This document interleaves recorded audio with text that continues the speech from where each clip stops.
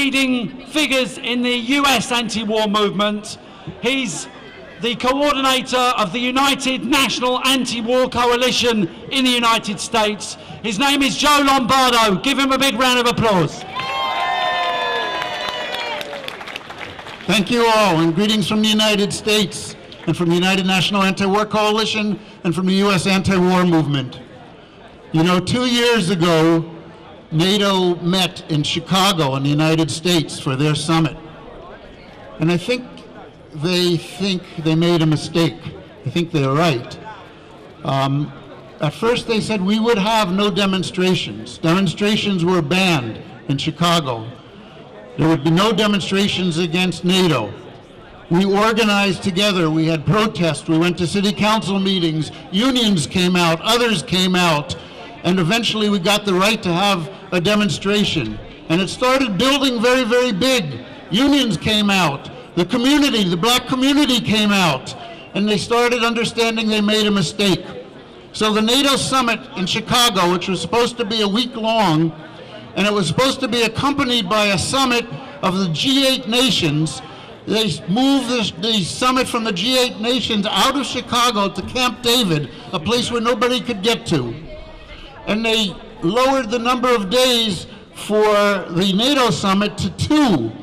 And we met them anyway with a massive, massive protest in Chicago and an alternative summit of hundreds of people where we put forward an alternative vision of what the future can be. One without violence, one with peace, what humans can be with each other and do with each other. And they hated it. The media, instead of saying that we welcomed NATO in Chicago, had to say there were both sides out. But one other thing they did in Chicago, they mobilized the police and the military like we had never seen before. There were huge rows of people in, military gear that were police. They brought in military vehicles. And we started seeing in the United States a new phenomenon. The phenomenon is called the militarization of the police, which is starting to happen all throughout the world. And so UNAC took up a new slogan. We said we were against the wars abroad, but we were also against the wars at home. And at first that meant no more militarization of the police, but also no more attacks on Muslims. The federal police in the United States, the FBI, was going into mosque after mosque and setting up Muslims, and hundreds have been put in jail in the United States. And you may not know this, but in the United States of America, there's a special Muslim prison. It's called a CMU, Communication Management Unit, where they put these Muslims. And they've done it. These people have committed no crimes, no crime whatsoever. But they put them there because they're trying to say there are homegrown terrorists, and therefore we have to militarize the police. So in community after community in the United States, you started seeing police actions like you hadn't seen before. In New York City, they called it stop and frisk.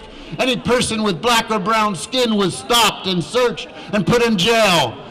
There were shootings. People were shot down in the streets simply for being black or doing something that they wouldn't do the same kind of police action in a white community. And they were getting away with it. And recently, you probably heard there was one in Ferguson, Missouri, a little town outside of St. Louis, in the middle of the United States, where a black man was in the middle of the road and they tried to stop him from being in the middle of the road. He put up his hands and they shot him dead 6 times. They fired 9 bullets and 6 of them hit him and they killed him. So the Ferguson community came out with their hands in the ears and they protested. And how were they met? They were met by a military police force. They were met by tanks. They were met by the police taking off their police blues and putting on camouflage. And so they came out night after night after night. A shooting of a black person in the United States is nothing new, but what was new was the fight back. And that is what NATO's afraid of. They knew they couldn't go to a city like Chicago again. They said, where would be a safe city? And they chose Newport.